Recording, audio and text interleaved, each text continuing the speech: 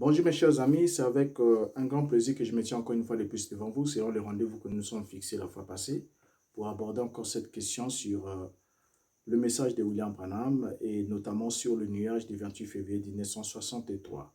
Et je crois qu'au numéro précédent, nous avons abordé des éléments qui nous ont permis de comprendre d'abord que en premier lieu, que ce nuage, William Branham avait d'abord eu une vision, parce que cette aventure commence avec une vision qu'il avait eue le 22 décembre 1962, la vision qu'il rapporta pour la première fois le 23 décembre 1962, en parlant de 5 anges qui devaient venir à lui. Et nous avons compris ensemble avec vous que c'est une semaine plus tard, c'est-à-dire le 30 juin 1962, que William Branham rapporta pour la deuxième fois cette même vision, en faisant passer les anges du nombre de 5 au nombre de 7.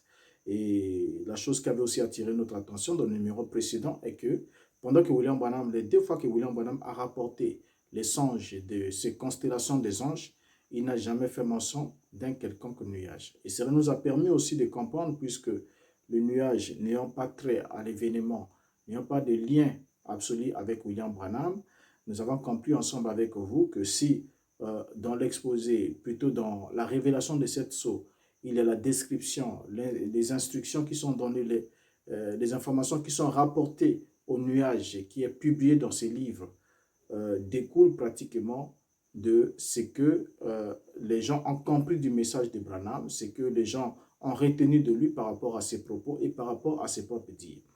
Et en suivant, alors, nous sommes arrivés aujourd'hui à aborder la deuxième partie de ce que nous avons déjà commencé la fois passée. Nous allons parler aujourd'hui d'un sujet nous allons l'intituler en 3 séquences. Excusez-moi. Nous allons l'intituler en 3 séquences. Nous allons parler de nuages, Houston, chasse. Et nous allons l'intituler en ces 3 séquences-là, nuages, Houston, chasse. Et comme ça, ça nous permettra de bien dérouler la question et de pouvoir le situer par rapport à ce que nous voulons comprendre effectivement au sujet de cette photographie du nuage qu'on voit affichée sur le mur du tabernacle. Retenons d'abord en introduction que William Branham était à Tucson en date du 28 février 1963. Il était à Tucson selon le calendrier qui nous est, l'agenda qui nous est présenté par sa propre fille dans le magazine Quoi seulement, dans le chapitre intitulé En route, sur la route de Sunset. Et là, sa fille a rapporté les dates chronologiquement, le timing des événements relatifs à la formation de ce nuage, à la partie des chasses de William Branham, ainsi de suite, datant depuis le début de la vision jusqu'à sa réalisation, ainsi de suite, selon leurs propres croyances. Alors ici, nous retenons ensemble, puisque ce n'est pas simplement le témoignage de cette fille qui nous importerait, mais c'est aussi les déclarations de William Branham à la lumière des faits qui vont nous permettre de conclure ou de tirer des conclusions qui s'imposeront pour que nous comprenions effectivement s'il y a une relation, il y a un rapport entre le nuage photographié le 28 février 1963 et la partie des chasses de William Branham, partie des chasses à l'issue de laquelle il aurait rencontré 7 anges et que les 7 anges, en repartant au ciel, avaient formé avec leurs ailes une constellation avant d'être photographiés au soir du coucher du soleil du 28 février 1963, selon la version officielle de cette affaire. Alors, donc, le 3 mars 1963, William Branham a conduit de Tucson à Houston. Et ensuite, le 4 mars 1963, William Branham prit la parole à Houston et il a prêché un sermon intitulé « Un absolu ». En effet, ce qui a emmené William Branham à se rendre à Houston, c'était quoi? William Branham, la saison des chasses devrait commencer en mars 1963. Cette saison qui devait commencer en 1963, et précisément au mois de mars 1963. Et cette saison devait commencer le vendredi 1er mars et devrait aller jusqu'au 10 mars. Et là, nous avons même un document qui est là affiché, qui montre, qui montre le timing, qui montre le programme de cette saison des chasses. Là, il est bien marqué que la saison devait partir du 1er mars jusqu'au 10 mars. C'est aussi ce que la fille aussi a témoigné a rapporté après les recherches qui ont été faites. Alors, Branham avait prévu d'aller chasser au jour de l'ouverture de la saison des chasses. Maintenant, son programme a été modifié quand il a reçu un long télégramme d'une femme qu'il avait écrit depuis le Texas. Et cette femme le suppliait de venir à Houston demander clémence à la cour pour son fils qui encourait la peine de mort pour ses crimes. Alors, ayant déjà lu au sujet de cette question dans les journaux, William Branham s'est dit qu'il devait essayer de sauver cet enfant, de sauver la vie de ce jeune homme, et que non seulement s'il n'essayait pas de sauver la vie de ce jeune homme, il s'est dit qu'il ne serait plus jamais capable d'aller à la chasse. Alors, il reporta son voyage de chasse et programma aussitôt un voyage rapide qu'il devrait effectuer à Houston. Et il appela aussi un pasteur auquel il avait promis la dernière fois qu'il était en 1950 que s'il revenait dans la ville, il devait aller prêcher là-bas. Et arrivé dans la ville, William Branham va alors lui-même. Au fait, j'aimerais pas faire état, c'est-à-dire parler à sa place, j'aimerais qu'on le fasse parler lui-même pour qu'on comprenne si effectivement son programme de chasse avait connu un problème parce qu'il devait aller chasser à l'ouverture de la saison des chasses, on doit les retenir. Et cette saison des chasses devait s'ouvrir du 1er mars et devait s'étendre jusqu'au 10 mars. Mais ils ont reçu un télégramme qui l'interpellait, qui sollicitait sa participation encore, qui sollicitait qu'il puisse demander clémence au sujet des enfants qui étaient condamnés, qui encouraient la peine de mort. Il fallait que William Branham change son programme, il fallait qu'il modifie son calendrier. Et il va nous le dire lui-même, on va l'appeler, puisqu'on passera assez de temps avec lui. Il va dire ce qui suit dans « Essayer de rendre un service à Dieu sans que ce soit la volonté de Dieu », prêché le 27 novembre 1965, paragraphe 60, jusqu'au paragraphe 62. Jusqu'au paragraphe 63 inclus, je vais lire paragraphe par paragraphe, on va lire ensemble. Il dit ce qui suit.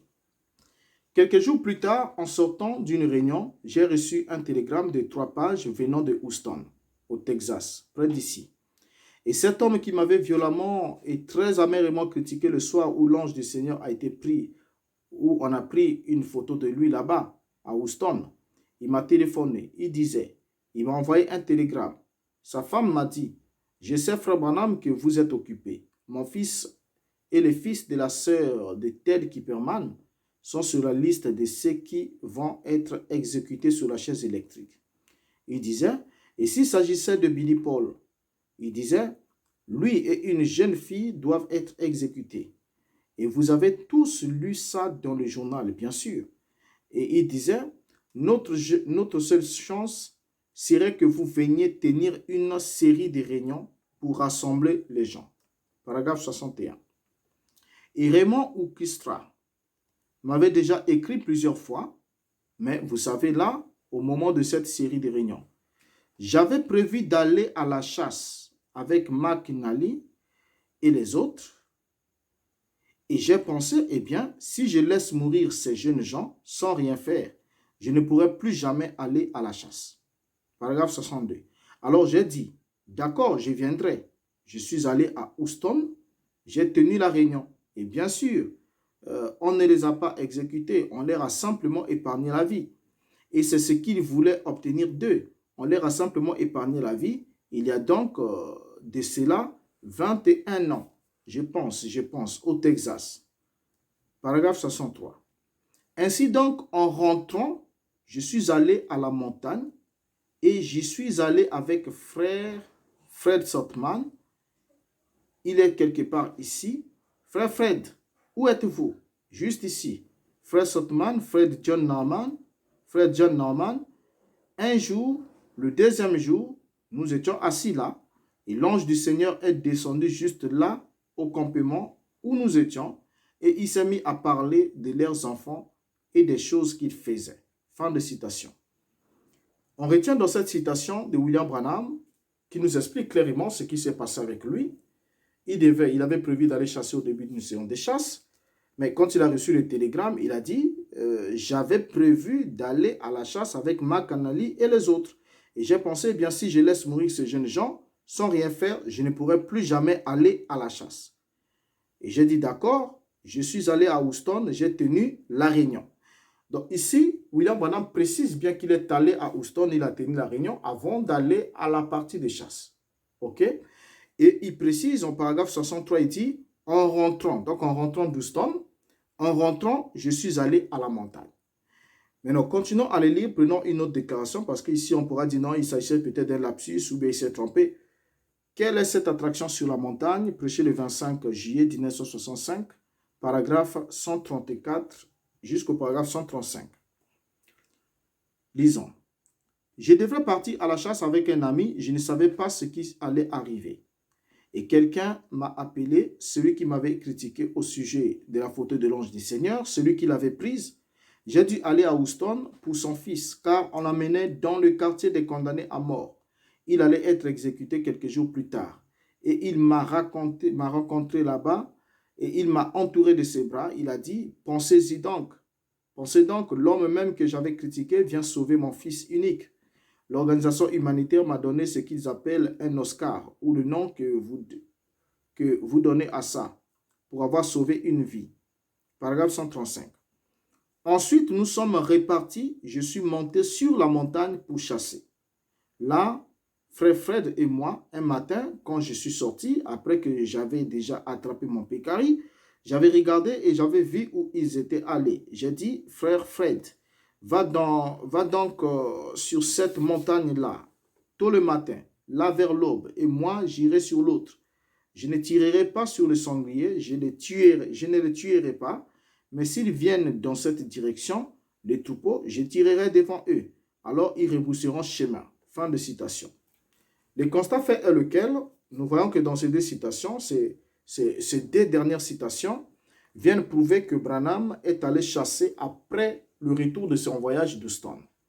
Et je crois que ça, c'est l'un des points qui fâche dans le monde du message du temps de la fin, de comprendre effectivement que William Branham n'était pas à la chasse au moment où le nuage a été photographié le 28 février, parce que William Branham s'est rendu à cette partie de chasse juste après le retour de son voyage d'Houston, comme vient de témoigner son agenda, publié par sa fille, comme il vient de le dire lui-même dans ses deux déclarations. Il est parti pratiquement après qu'il soit rentré d'Houston. Alors, donc, cette question est la question qui fâche dans le monde du message du temps de la fin, lorsqu'on s'y rend effectivement compte que William Branham s'est rendu à la chasse après le retour de son voyage d'Houston. Il vient de le dire dans ces deux citations qui sont très éloquentes, des citations de taille. Il vient de témoigner lui-même qu'il avait prévu aller à une partie de chasse, mais lorsqu'il a reçu le télégramme, il était obligé de répondre d'abord à cet appel d'Houston. Il dit, j'ai dû aller à Houston, et au paragraphe 135 que nous avons lu tout à l'heure, il a dit, ensuite nous sommes répartis et je suis monté sur la montagne pour chasser. Donc la partie de chasse de William Branham a lieu après le retour de son voyage d'Houston. Là, nous sommes entièrement d'accord. Nous sommes entièrement d'accord avec lui. Et vous conviendrez avec moi sur cette question. Alors, ces dernières citations viennent prouver que Branham est allé chasser après le retour de son voyage d'Houston. Et ça, c'est une épine dans le pied d'un éléphant. Pourquoi? Parce que, en effet, c'est le dimanche 3 mars 1963 que Branham et son fils Billy Paul ont roulé jusqu'à Houston, Texas. Quand ils arrivent à Houston, c'est le lundi 4 mars 1963, matin, que Branham fit son intervention à la cour de justice. Et le soir du même jour, il prêcha un sermon intitulé « Un absolu ».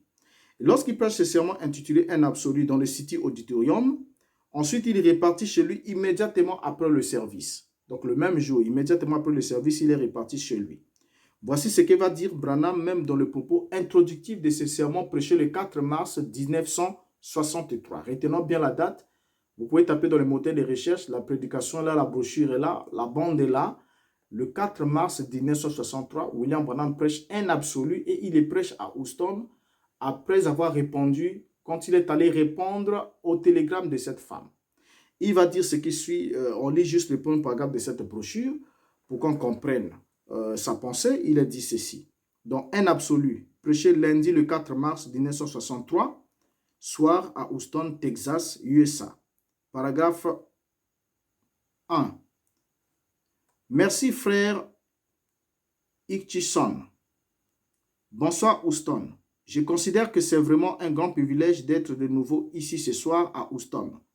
Cela fait beaucoup d'années depuis que j'ai eu le privilège d'être ici.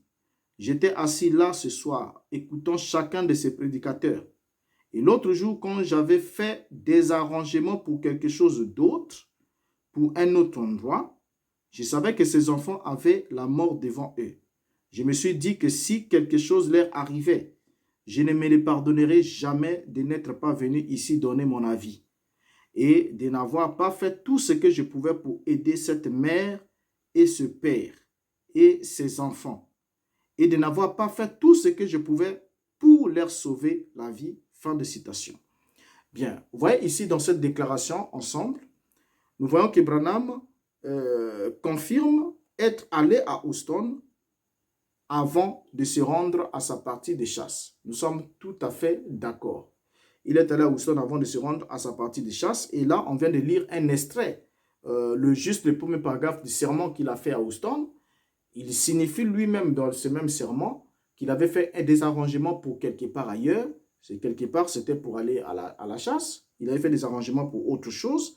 Mais il s'est dit que s'il laissait ces jeunes mourir sans avoir apporté sa contribution, il ne se les pardonnerait jamais. Donc là, nous sommes à Houston et c'est précisément le 4 mars 1963, avant que William Branham ne se rende à sa partie de chasse. Donc regardez déjà les timings. Pendant que William Branham va à Houston, William Branham est rentré d'Houston d'abord, d'Houston pour Tucson, en date du 5 mars 1963. Et William Branham a conduit du Rattlesnake Mesa, il a conduit à Rattlesnake Mesa, en Arizona, avec Fred Sotman et John Norman, en date du 6 mars 1963. C'est des informations incontestables. En date du 6 mars 1963, il va conduire pour se rendre au lieu de la chasse. Et Rattlesnake Mesa se trouve à environ 200 miles au sud-est de Flagstaff, c'est-à-dire 320 km environ, autour au sud-est de Flagstaff en Arizona. Maintenant, le 7 mars 1963, William Branham tua un porc javelot, qu'il appelle le pécari, et l'après-midi du jour suivant, William Branham et ses deux compagnons retournent à Tucson. Donc, ils sont retournés à Tucson l'après-midi du jour suivant, c'est-à-dire l'après-midi du 8. Alors, si William Branham devrait avoir une expérience au deuxième jour de leur partie de chasse et qu'il aurait rencontré des anges, la date probable pour cette expérience serait le 8 mars 1963.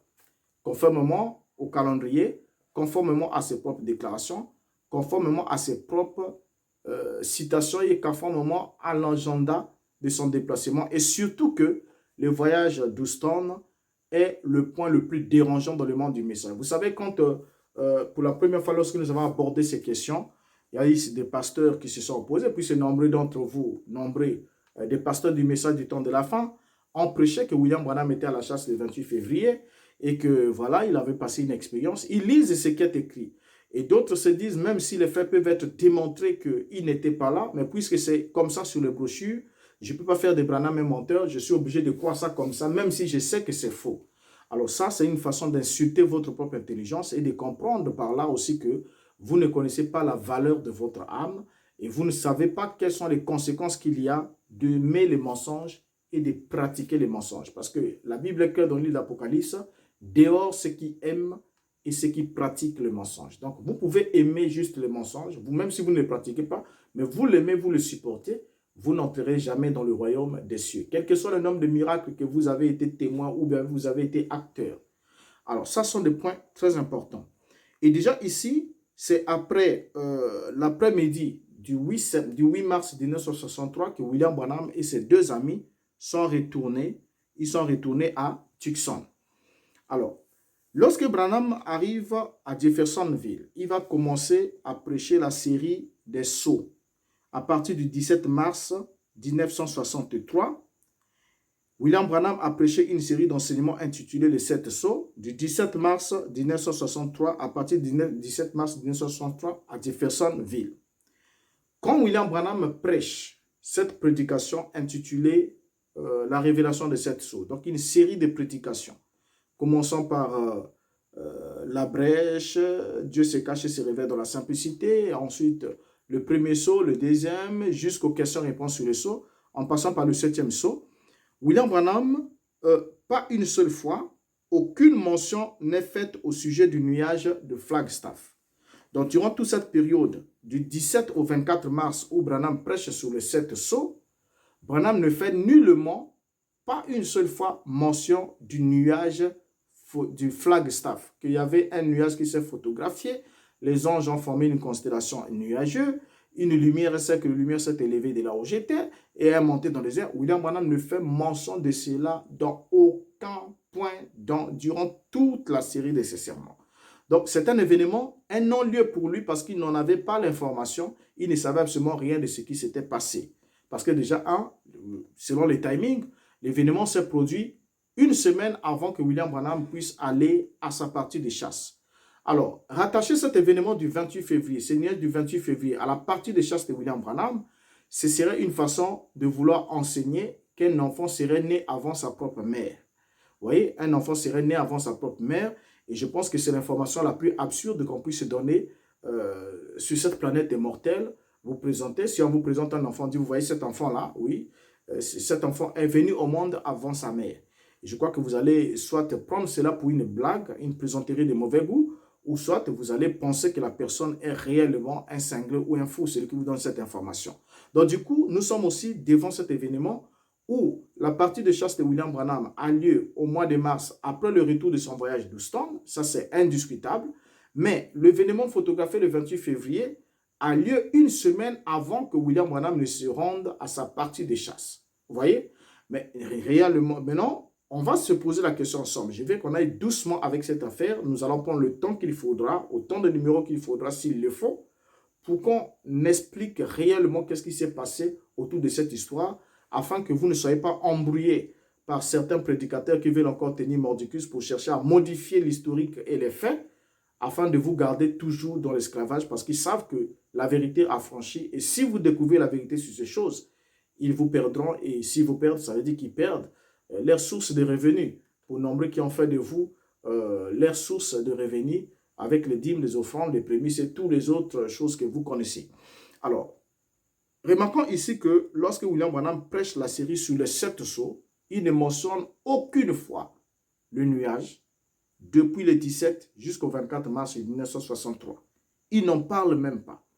Alors, aucune mention n'est faite du nuage de Flagstaff dans aucun sermon de toute la série sur la révélation des sept sceaux. Maintenant, on arrive à la photo du Life Magazine. Comment est-ce que cette photographie va maintenant apparaître? Parce que là déjà, on vient d'aborder un point important. Le point important, c'est lequel?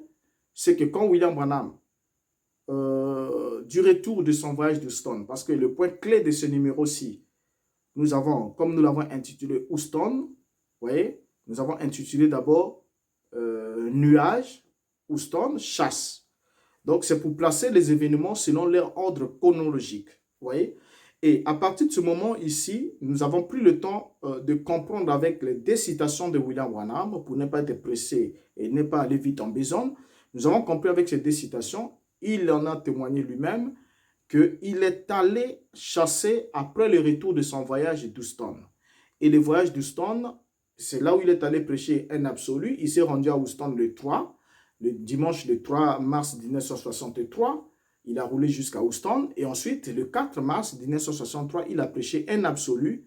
Et vous pouvez chercher cela, vous trouverez cela. Vous pouvez poser la question à votre pasteur. Je sais que, au fait, si vous lui posez cette question, si vous n'avez pas trop de chance, ou peu de chance, il peut même vous chasser déjà de son église et vous dit, vous êtes devenu une brebis galeuse, vous suivez un mota ou comment, je ne sais pas comment, et il peut vous chasser de l'église parce que ce sont des questions qui fâchent. Si vous lui demandez, vous dites, pasteur, est-ce que Branham était sur la montagne le 28 février 1963? Si vous dites oui, Alors dites-lui, mais selon ses propres déclarations, il s'est rendu à Houston avant d'aller à la chasse.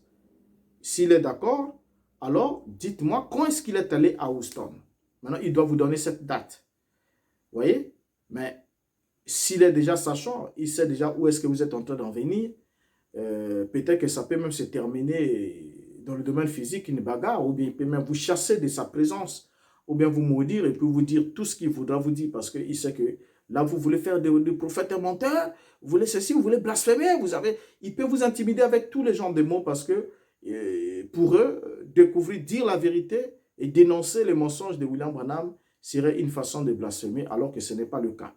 Alors déjà ici, pour ce numéro-ci, qu'est-ce que nous comprenons, nous retenons ensemble avec vous? William Branham n'est pas sous la montagne en date du 28 février 1963. Il a l'une des preuves, il vient de nous dire lui-même dans la bande qu'il s'est rendu à Houston avant d'aller à la chasse. Et deuxièmement, lorsqu'il prêche la série sur les 7 sceaux, il ne fait pas mention une seule fois du nuage de Flagstaff. Il ne fait même pas mention une seule fois. Alors, la photo dans Life Magazine, comment est-ce que cette photo est arrivée là? L'édition l'édition publiée le 17 mai 1963 du Life Magazine, volume 54, le numéro 20, contenait un article sur un nuage qui a été photographié au-dessus de Flagstaff en Arizona, intitulé « Un anneau mystérieux de nuages élevés ». Donc, c'était un anneau mystérieux puisqu'on n'avait pas d'informations, on n'avait pas de réponses concernant cette question, on ne savait pas de quoi il s'agissait. Alors, c'était un mystère au moment de la publication.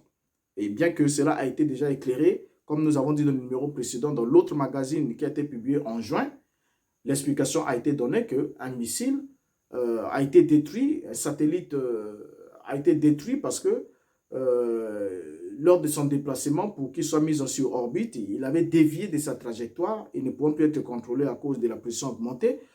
L'armée américaine avait décidé de détruire cet engin et c'est quelque chose qui fut fait.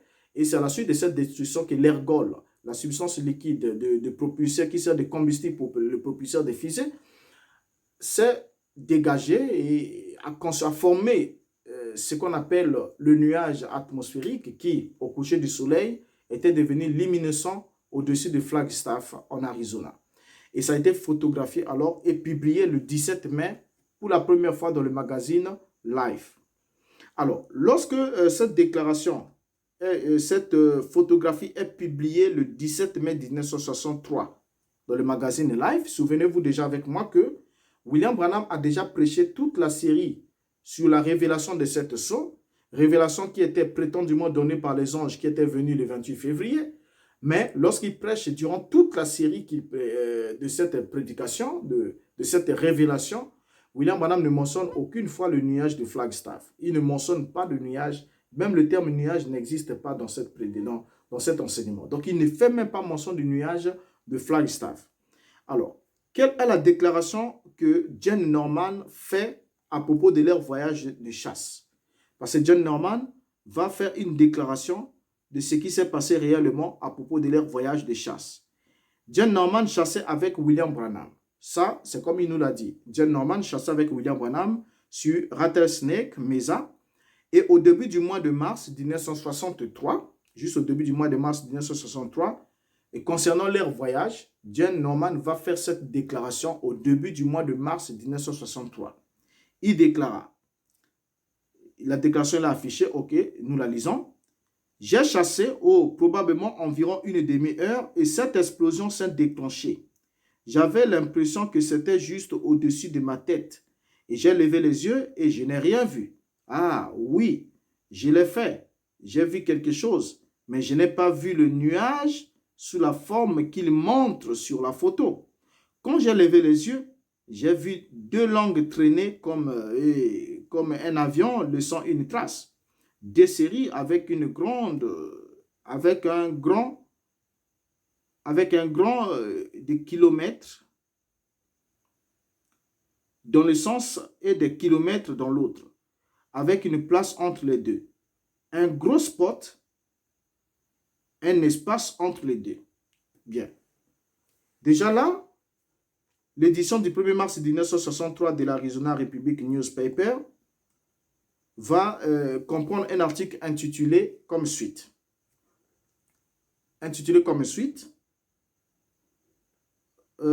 propos de Shaken Up by Sonic Booms. Cet article parle de plusieurs bangs soniques au-dessus de la ville de Springerville, en Arizona, causés par des avions de la base aérienne de Williams, qui était environ 150 miles au sud-ouest de Springerville. Et certains de ces booms étaient si brillants qu'ils ont fait craquer même les fenêtres des villes. Et Rattlesnake Mesa se trouve à environ 88 miles au sud-est de la base aérienne de Williams. Et qu'un avion volant plus vite que la vitesse de son pourrait atteindre environ 7 minutes par rapport à la distance. Alors, déjà là, en conclusion, de façon raisonnable, la conclusion raisonnable pouvant être tirée de ces faits est laquelle? William Branham n'a pas prophétisé l'apparition de la nuée. Il n'a pas prophétisé l'apparition du nuage du 28 février 1963. Nous avons vu la vision dans le numéro précédent. Il n'a même pas fait mention du nuage dans sa vision. Donc, ça n'a pas été prophétisé, premièrement. Alors, comment est-ce que William Branham, qui n'a pas prophétisé au sujet de ce nuage du 28 février, va alors incorporer ce nuage dans son récit? C'est en date, pour la toute première fois, en date du 1er juin 1963, que William Branham va parler pour la première fois concernant la photographie du nuage photographiée et publiée dans le magazine Life le 17 mai 1963. Il en parle dans la prédication « Viens, suis-moi », prêchée le 1er juin 1963, lisons les paragraphes 13 et 14 inclus. Suivons-les attentivement. Il dit: « Quand je suis venu d'abord, c'était d'après une vision dans laquelle je me tenais ici au-dessus de Tucson lorsqu'une déflagration a retenti. Frère Fred était là lorsque cela a retenti. Et on a pris cette photo-là, vous savez, dans le ciel. Et je n'y pensais pas beaucoup. Je ne l'avais jamais remarqué. Puis l'autre jour, cela a commencé à m'impressionner d'une certaine façon. Et frère Norman, le père de Norman, ici, m'a parlé disant, avez-vous remarqué ceci? Paragraphe 14. Et aussitôt que j'ai regardé là même se trouvaient ces anges, tout aussi visibles que possible. Ils étaient là même sur cette photo. Voyez-vous, j'ai regardé pour voir à quel moment cela a eu lieu. Et c'était au moment le même, environ 1 ou 2 jours avant, ou plutôt 1 ou 2 jours après que j'eusse été là. J'ai observé l'endroit où c'était arrivé, c'était au nord-est de Flagstaff, ou plutôt de Prescott, qui est en dessous de Flagstaff. Eh bien, c'est juste là où nous nous trouvions. Voyez-vous, c'est exactement, très exactement. Fin de citation. Qu'est-ce que nous lisons ensemble? Le nuage apparu ou publié dans le magazine Life avait apparu au-dessus de Flagstaff, qui est situé à près de 320 km du lieu où Branham était censé se retrouver une semaine plus tard. Alors, William Branham était au mauvais endroit et au mauvais moment pour que ce nuage puisse avoir un lien avec lui. Vous allez vous remarquer ensemble avec moi en lisant cette citation, qui est la plus importante de cette histoire parce que c'est le commencement, c'est le début. Lorsqu'on remet la photographie, cette photo à William Branham, parce qu'on l'a vu dans un journal et que le père de John Norman lui en a parlé, il lui demande, avez-vous remarqué ceci? Et lorsque William Branham tient la photo en main, regardez bien ce qu'il dit. Il se pose la question de savoir. Il dit, voyez-vous, j'ai regardé pour voir à quel moment cela a eu lieu. À quel moment a eu lieu l'événement qui a été photographié. William Branham se pose la question de savoir à quel moment cela a eu lieu. Et lui-même répond.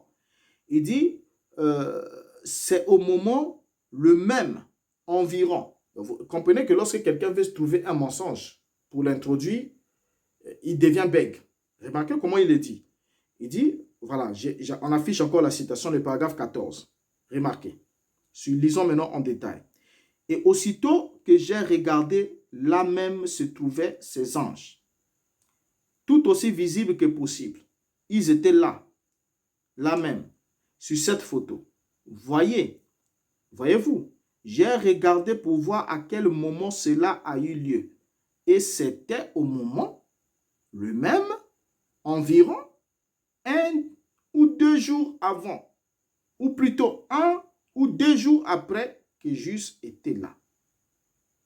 Alors, vous voyez déjà que William Branham ne précise pas, il n'est pas précis. Il ne dit pas que la photographie, l'événement est arrivé parce que quand on demande le moment c'est pour établir le timing, le temps. Et William Branham ici demande, lorsqu'il a regardé pour voir à quel moment cela a eu lieu, il a compris que la photographie a été faite 1 ou 2 jours avant, 1 ou 2 jours après qu'ils aient été là. Donc, il ne sait pas si la photo a été faite avant qu'ils soient là. Il ne sait pas non plus si la photo a été faite 2 jours après qu'ils aient été là. Donc, selon ce dire, il y a 2 hypothèses établies. Soit la photographie a été faite 2 jours avant que eux s'en aillent à la chasse, ou soit elle a été faite 2 jours après qu'eux soient déjà rentrés de la chasse. Ça, c'est la première version que William Branham rend sur cette affaire, avant de trouver cette affaire très intéressante et de commencer à marier cela avec son expérience, comme nous allons le suivre progressivement. Et nous allons découvrir avec le numéro qui va suivre tout le mensonge qui va commencer à se dire autour de ce nuage. Donc, retenons pour la première version que William Branham ne s'établit pas comme témoin oculaire de la formation de ce nuage. Mais il dit que cela a été formé, cela est arrivé 1 ou 2 jours avant qu'il ait été là, ou 1 ou 2 jours après qu'il ait été là. Ce sont ses propres propos et c'est clair. Effectivement, cela concorde avec le fait puisque c'est le 28 février que le nuage a été photographié, mais William Branham s'est rendu à la chasse après le retour de son voyage d'Houston, le voyage qui a eu lieu entre le 3 et le 4 mars 1963. Et quand il est rentré de là, il est parti alors à la chasse. Donc, pendant que William Branham va à la chasse en mars 1963, le nuage est déjà sur les clichés. L'événement, l'explosion du nuage de la fusée Thor à Genadé a déjà eu lieu et les images sont déjà là-bas. Et quand il prêche la révélation sur les 7 sceaux, il ne fait même pas mention du nuage du Flagstaff, il ne fait même pas mention d'un quelconque nuage qu'il aurait vu. Et jusqu'à ce qu'il finisse tous les sermons. Et quand on lui présente pour la première fois la coupure du journal où la question a été posée, qu'il y a un nuage mystérieux, alors William Branham, sans regarder quand est-ce que ce nuage a été pris, automatiquement, il commence la première tentative d'insérer ce nuage-là à son récit ou à ses expériences fictives. Il commence par dire que quand il a regardé pour voir quand cela a eu lieu, c'était 1 ou 2 jours avant, 1 ou 2 jours après que nous étions là. Donc, à partir de ce moment-là, Branham place l'événement avant ou après son expérience de chasse. Mais ce qui est vrai, véridiquement, c'est l'événement a eu lieu avant que lui ne soit à une partie de chasse, c'est-à-dire une semaine bien avant. Alors, pour ce numéro, je vous prends congé et je vous donne rendez-vous pour un prochain numéro qui suivra et nous allons alors l'intituler, sûrement nous allons parler du mensonge sur la nuée de gloire, c'est-à-dire les mensonges sur les nuages du 28 février, tous les mensonges qui s'est dit autour et nous allons les décortiquer ensemble avec vous et vous allez vous-même, avec moi et ensemble avec William Branham, trouver la top et puis prendre les décisions qui s'imposent. Donc à partir de ce moment, de ce numéro-ci, ne laissez plus personne vous mettre dans la tête que William Branham était une partie de chasse. Donc quand vous ouvrez votre livre de révélation de 7 sceaux, rien qu'à la première page, là où il y a le nuage, là c'est un mensonge. Tout ce qu'on vous a écrit là, c'est une information mensongère. L'introduction éditée par Billy Paul, c'est un mensonge. Quand il dit que son père a eu une vision qu'il a raconté le 30 décembre. Ensuite, il s'est réalisé tout ça le 8 et le 28 février quand il était à une partie des chasses, ainsi de suite. C'est un tissu de mensonges qui est en train de vous être véhiculé et sans scrupule. Alors, donc, jusqu'à ce qu'on se retrouve pour le prochain numéro, ma prière est que Dieu vous garde. Et que si vous avez aimé la vidéo, partagez, faites de longs partages. Et si, je sais que vous me suivez, les pasteurs sont là, bien qu'ils peuvent me suivre dans un silence du 7e sceau, c'est-à-dire ne réagissent pas, ou quelquefois, c'est sous un certain, sous l'anonymat qu'ils peuvent réagir, mais nous attendons les commentaires, que vous réagissez et que vous nous prouvez que William Branham était effectivement à la chasse le 28 février 1963. S'il n'était pas cette partie de chasse, nous allons voir alors par la suite, les numéros qui suivront, comment William Branham va commencer à incorporer ces nuages-là dans ses récits, dans sa prétendue expérience de chasse, alors que lui, vous et moi, sommes très conscients que William Branham n'était pas là lorsque le nuage a été photographié. Alors, croire que le nuage a quelque chose à voir avec la partie de chasse de William Branham, ce serait une façon de croire qu'un enfant serait né avant sa mère. Et c'est plus bête que bête, et c'est plus idiot qu'idiot. Et au moment où vous n'avez plus encore l'information sur cette question, peut-être que vous serez excusable. Mais dès maintenant, vous n'êtes plus excusable parce que vous connaissez la vérité. Et vous connaissez la vérité, vous savez pertinemment que William Branham n'était pas là. Il ne pouvait pas être là parce que la chasse, la nuée, le nuage a été photographié le 28 février à la suite d'une explosion d'une fusée missile Thor Agena D. C'est une affaire purement scientifique et militaire. Et William Branham ne savait absolument rien de tout ça. Il est allé à Houston intercéder ou encore plaider pour les jeunes gens qui encouraient la peine de mort. Ensuite, il a prêché un absolu le 4 mars 1963. Au retour d'Houston, il s'est rendu sur la montagne pour aller chasser. Il l'a dit à 2 reprises et nous l'avons lu. Alors, continuez de laisser les gens vous mettre n'importe quoi dans l'esprit montre que vous ne connaissez pas la valeur de votre âme et vous ne prenez pas l'affaire de votre salut au sérieux. Pasteur que vous soyez ou prédicateur, quelles que soient les responsabilités qu'on vous a données dans ce mouvement, mais face à la vérité, le mensonge reste le mensonge. Alors je vous prends congé, ma prière est qu'on se retrouve encore dans un prochain numéro où nous allons décortiquer les mensonges de Branham autour de la nuée. Je vous dis au revoir. Merci pour votre précieuse attention.